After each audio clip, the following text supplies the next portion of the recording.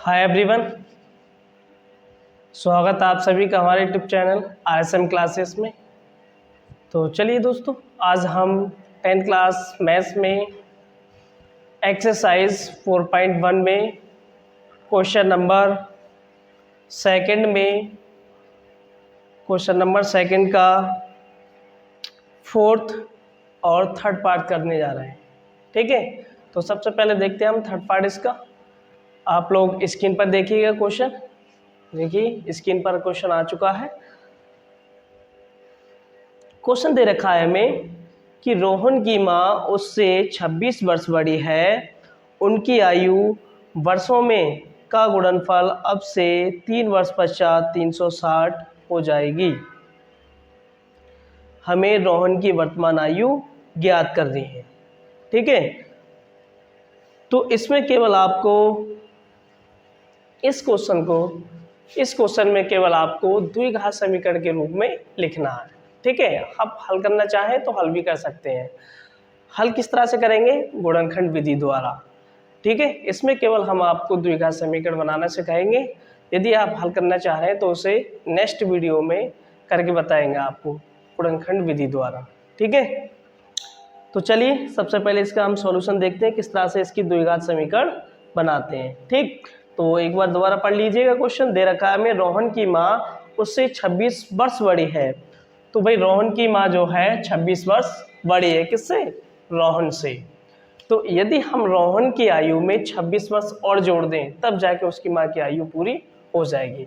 लेकिन हमें ना ही रोहन की आयु पता है और ना ही उसके माँ की आयु पता है। तो सबसे पहले हमें जो नहीं पता होता है वो मान लेते हैं। ठीक है, तो मान लेते हैं हम। तो सबसे पहले देखते हैं हम हल। क्वेश्चन दे रखा है हमें सेकंड, और सेकंड का कौन सा है? Third part. ठीक, यहां लिखेंगे हम माना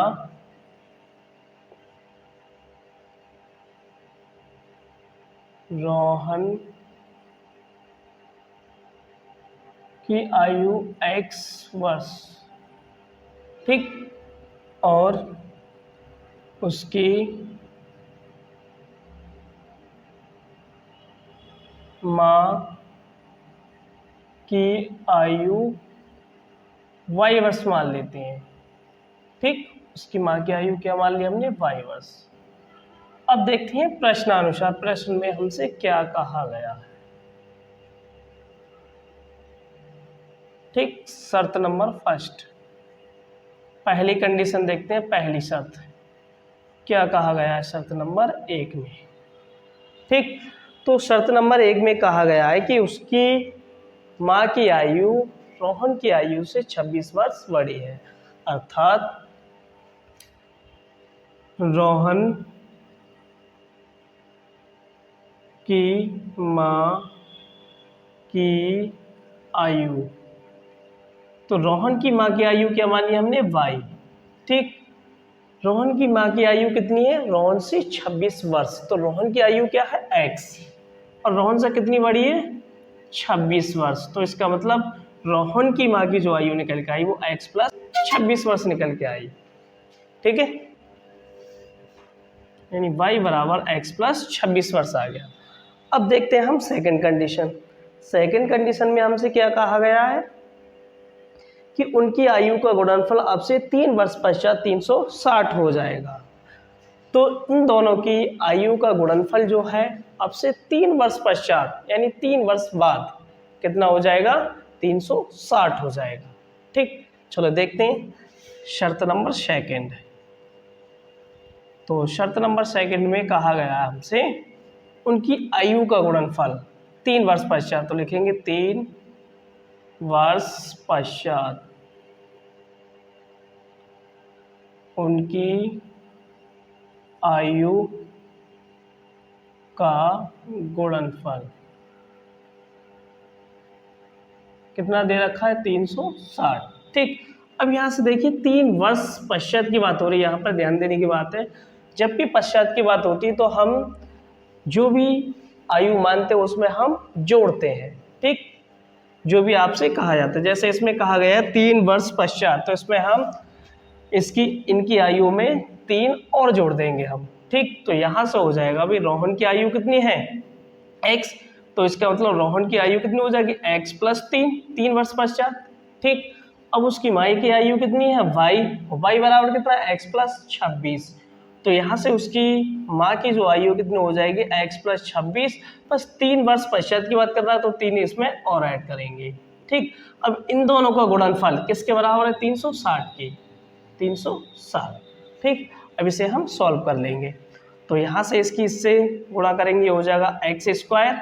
अब इस x की इससे गुणा करेंगे, ये दोनों जुड़ जाएंगे, ये कितने हो जाएंगे 26 और 3 29, तो ये हो जाएगा 29x। मैं यहाँ पर चलो एक बार इसे करके दिखा देता हूँ सॉल्व।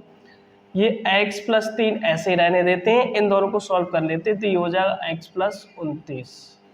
ठीक, 26 और 3 29 आ गए, बराबर कितना चल रहा है 360 चल रहा है। अब यहाँ से इन दोनों की कैलकुलेशन करेंगे, तो यहाँ से x की x से गुणा करेंगे, कितना हो जाएगा x स्क्वायर। ठीक, अब x की 29 से गुणा करेंगे, कितना हो जाएगा 29x। अब 3 की x से गुणा करेंगे, कितना हो जाएगा 3x प्लस 3 की 29 से गुणा करेंगे, तो ये हो जाएगा 3 एम 27, 2 3 दूनी 6 2 8 87 बराबर कितना हो जाएगा 360। ठीक, अब यहाँ से हम इस 360 को इधर ले आते हैं, क्योंकि हमें बनाना है द्विघात समीकरण, द्विघात समीकरण का व्यापक रूप। और व्यापक रूप किस रूप में होता है भाई, आपको पहले ही समझाया था, व्यापक रूप हमेशा इस रूप में होता है ax square plus bx plus c बराबर 0। तो इस रूप में बनाने के लिए हम क्या करेंगे, इसको इधर ले आएंगे, 360 को इधर ले आएंगे। ठीक, तो यहाँ से ये हो जाएगा एक्स स्क्वायर प्लस 29 और 3 कितना हो जाएगा, ये दोनों जुड़ जाएंगे सेम है, तो कितना हो जाएगा 32x। ठीक, प्लस 87 और ये इधर को आएगा, तो ये हो जाएगा माइनस का 360 बराबर 0। ओके, यहाँ से ये हो जाएगा एक्स स्क्वायर प्लस 32x। अब 360 में से 87 घट जाएगा, तो यहाँ माइनस की संख्या ज़्यादा है, माइनस का बचेगा भाई 360 में से 87 घटाओ, कितना बचा, तो कितना बचेगा 273 बराबर 0। और यही आपकी द्विघात समीकरण कहलाती है भाई, यही द्विघात समीकरण का व्यापक रूप है। ओके, तो हम यहाँ पर दिखा देंगे, अतः दी गई समीकरण द्विघात समीकरण है। अब चूंकि हमसे पूछा गया है मात्र द्विघात समीकरण बनाने के लिए हमसे कहा गया है, तो केवल हम द्विघात समीकरण बनाएंगे, हल करना आवश्यक नहीं है। यहाँ पर चाहे तो आप इसको हल भी कर सकते हैं। कैसे, इसके गुणनखंड विधि द्वारा। भाई यहाँ पर 273 के ऐसे गुणनखंड करने हैं आपको कि घटाने पर 32 बचे, इस तरह से, जो कि आपने 8th या 9th क्लास में फैक्टर करना सीख लिया होगा, उस विधि से आप निकाल सकते हैं। ठीक है, चलिए तो इसी स्क्रीनशॉट लीजिएगा, क्वेश्चन में मात्र हमसे यही पूछा गया है, तो स्क्रीनशॉट ले लिया होगा आपने, मैं इसे रिमूव कर देता हूँ। चलिए देखते हैं फिर नेक्स्ट क्वेश्चन।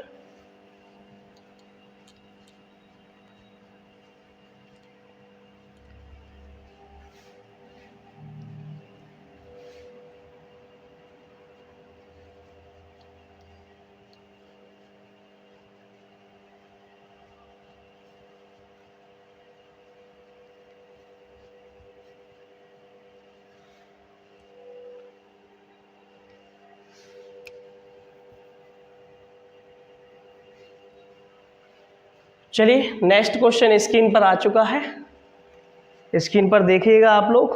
क्वेश्चन दे रखा है हमें कि एक रेलगाड़ी 480 किलोमीटर की दूरी समान चाल से तय करती है, यदि इसकी चाल 8 किलोमीटर कम होती है तो वह उसी दूरी को तय करने में 3 घंटे अधिक लेती है, हमें रेलगाड़ी की चाल ज्ञात करनी है। तो क्वेश्चन आपने ठीक से पढ़ लिया होगा, अब इसका सॉल्यूशन देखते हैं। ठीक, अब यहाँ से हमसे पूछा गया है रेलगाड़ी की चाल, तो चाल नहीं पता हमें, फिर से वही बात मान लेंगे हम। चलिए मान लेते हैं, देखेंगे हम क्वेश्चन नंबर 2 का हल फोर्थ पार्ट का, है ना, चौथे क्वेश्चन का सॉल्यूशन देखेंगे हम। भाई हमसे पूछा गया रेलगाड़ी की चाल नहीं पता है, मान लेंगे, माना रेलगाड़ी की चाल, वेलोसिटी ऑफ ट्रेन, कंसीडर कर लिया हमने कितना, x किलोमीटर पर आवर, चाल क्योंकि किलोमीटर प्रति घंटा में आती है। अब प्रश्नानुसार क्या कहा गया है वो देखते हैं हम, तो यहां लिखेंगे हम प्रश्नानुसार, प्रश्नानुसार। ओके, तो शर्त नंबर फर्स्ट में देखते हैं क्या कहा गया है। देखो शर्त में डिवाइड करने से हमें पता चल जाता है कि पहले क्या कहा गया और बाद में क्या गया, इसलिए हम शर्त में डिवाइड कर लेते हैं क्वेश्चन को आसान करने के लिए। ओके, मुझे उम्मीद है कि आप लोगों को अच्छे से समझ में आ रहा होगा। ठीक, और यदि आपको नहीं आ रहा है तो आप कमेंट करें और कमेंट में ज़रूर बताएं कि इस तरह से हमें समझ में नहीं आ रहा है, फिर आपके लिए कोई और दूसरा रास्ता देखेंगे। ओके, ठीक है। तो भाई पहली शर्त में हमसे क्या कहा गया है, पहली शर्त में कहा गया है कि एक रेलगाड़ी 480 किलोमीटर की दूरी समान चाल से तय करती है यदि इसकी चाल 8 किलोमीटर प्रति घंटा कम होती है, यानी इसकी चाल में जो है 8 किलोमीटर प्रति घंटा की कमी कर देते हैं तो क्या होगा। तो भाई पहली शर्त में कहा गया है यदि चाल 8 किलोमीटर प्रति घंटा कम होती है तब क्या हो जाएगा, तो हो जाएगा रेलगाड़ी की चाल, रेलगाड़ी की चाल बराबर कितना, x माइनस 8। भाई x थी पहले, x में से 8 किलोमीटर प्रति घंटा कम हो गई तो x में से हमने 8 घटा दिया, कितना आ गया, x माइनस 8 किलोमीटर प्रति घंटा। ठीक, ये थी आपकी पहली शर्त। अब दूसरी शर्त में क्या कहा गया है देखते हैं, शर्त नंबर सेकंड में क्या कहा गया है। तो शर्त नंबर सेकंड में कहा गया है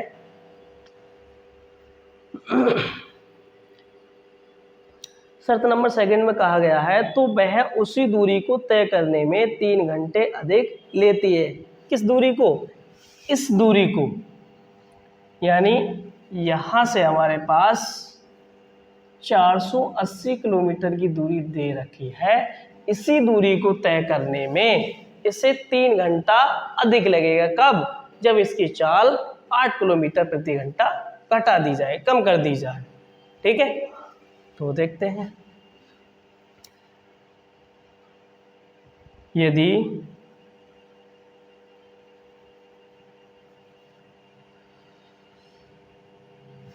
आठ किलोमीटर प्रति घंटा कम हो जाती तो हाँ लिखेंगे, उसी दूरी को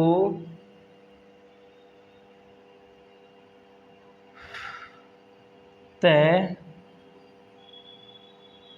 करने के लिए 3 घंटा अधिक लगता है। तब क्या होगा भाई, उसी दूरी, आपके पास दूरी कितनी दे रखी है, यहाँ पर चलिए दूरी नहीं लिखी है आपने, लिख देते हैं। दूरी दे रखी है हमारे पास 480 किलोमीटर, ये दूरी दे रखी है। तो इसी दूरी को, है ना, कौन सी, इसी 480 किलोमीटर की दूरी को, इस 480 किलोमीटर की दूरी को तय करने के लिए 3 घंटा अधिक लगते हैं। कब, जब इसकी चाल में 8 किलोमीटर प्रति घंटा की कमी कर दी जाती है। ठीक है, तो यहां से देखते हैं क्या कंडीशन निकल के आएगी। भाई यहां से अब हमारे पास चाहिए रेलगाड़ी द्वारा लिया गया समय। ठीक, तो पहले रेलगाड़ी द्वारा लिया गया समय निकाल लेते हैं, यहां पर रफली निकाल लेते हैं। तो भाई समय बराबर क्या होता है सूत्र, समय बराबर होता है दूरी बटे चाल। ठीक, अब यदि रेलगाड़ी, सामान रेलगाड़ी की दूरी ये दे रखी है और उसकी चाल ये दे रखी है, तो यहाँ से समय बराबर क्या निकल के आएगा भाई, टी से मान लेते हैं T1 बराबर 480 बटा 4 क्या मानी हमने x, ठीक, ये आ गया T1। इसे समीकरण 1 मान लो। अब यदि यहाँ से इसकी चाल 8 किलोमीटर प्रति घंटा कम कर दी जाती है, तब देखते हैं रेलगाड़ी द्वारा समय क्या होगा।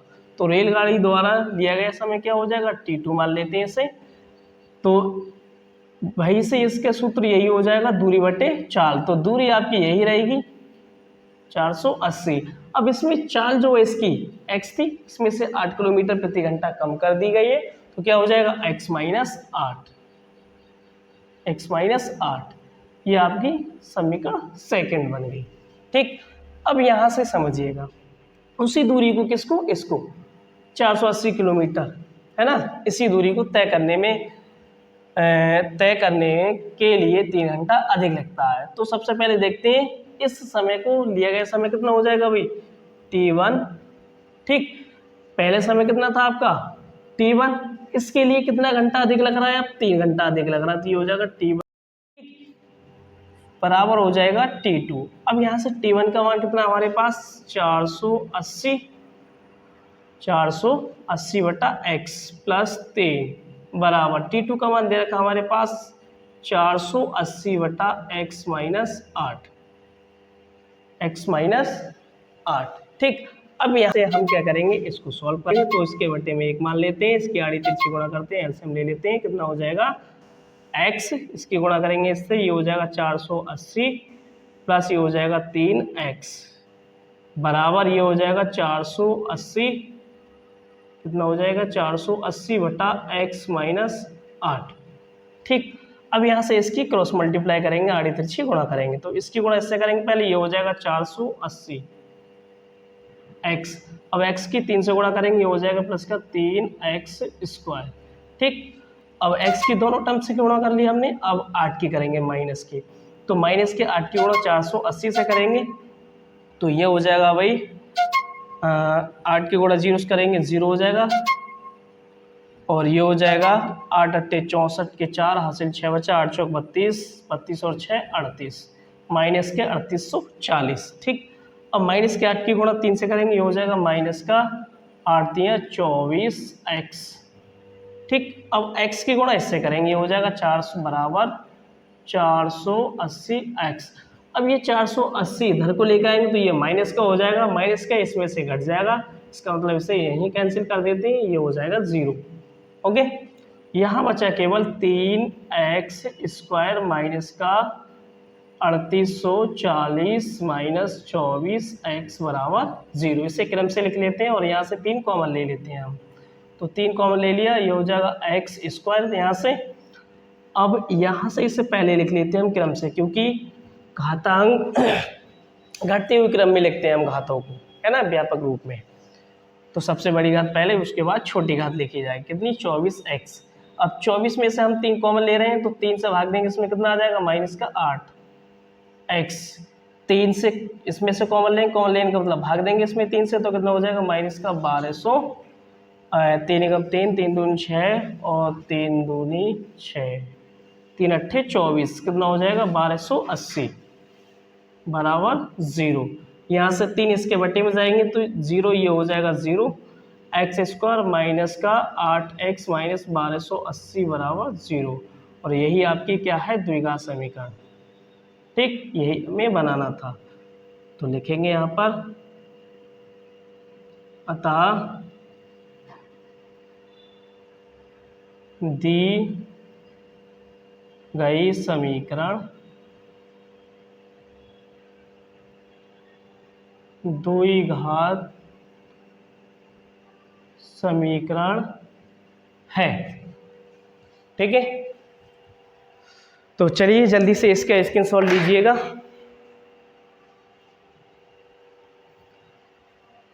स्क्रीनशॉट ले लिया होगा आपने। तो इसी के साथ आप लोगों की ये एक्सरसाइज समाप्त हो जाती है, और गर्मी भी काफ़ी पड़ रही है, देखो भी पसीना आ रहा है, ठीक। इसी के साथ आपकी एक्सरसाइज को हम समाप्त करते हैं, ठीक। और साथ ही यदि आपको हमारे द्वारा प्रोवाइड किए गए वीडियो आपको बहुत ही हेल्पफुल रहे हैं, आपको अच्छे लग रहे हैं, आपके लिए बेसिक से सब कुछ समझ में आ रहा है तो आप हमारे यूट्यूब चैनल आसन क्लास को जरूर सब्सक्राइब, लाइक एंड शेयर ज़रूर करें। चलिए तब तक के लिए आप सभी लोगों को धन्यवाद। Thanks for watching this video.